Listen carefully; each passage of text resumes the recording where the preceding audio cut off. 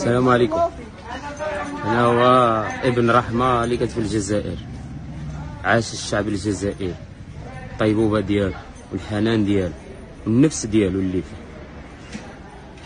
والشكر ديالو والشكر بزاف لهاديك لاكابيني ديال الأطباء. حق شي مسائل سياسية عار حشومة. يعني في هذا الوقت هذا هذيك الانسان يستغل هاد الامه هادي.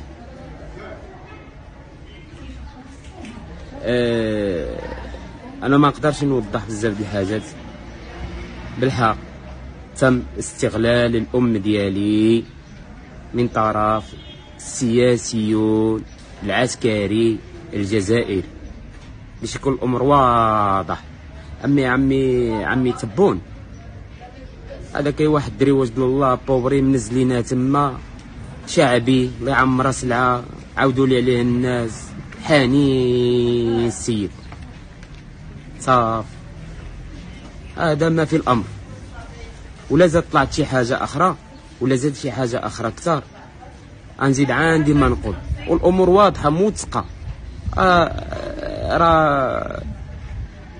راه ضحكت عليكم على هذيك السياسيون، اقسم بالله لا ضحكت عليكم. شفتي نتوما هذيك القرايه ديالكم وهذيك الدماغ اللي عندكم واللي كتسردوا واش تعملوها ولا ما تعملوهاش. هذا العبد الضعيف ضحكت عليكم، قسما بالله لا ضحكت عليكم. سمعتوا؟ تهلاو في هذيك الشعب، تهلاو اصاحبي، تهلاو. حشومه عليكم والله العظيم، بالله الحشومه عليكم.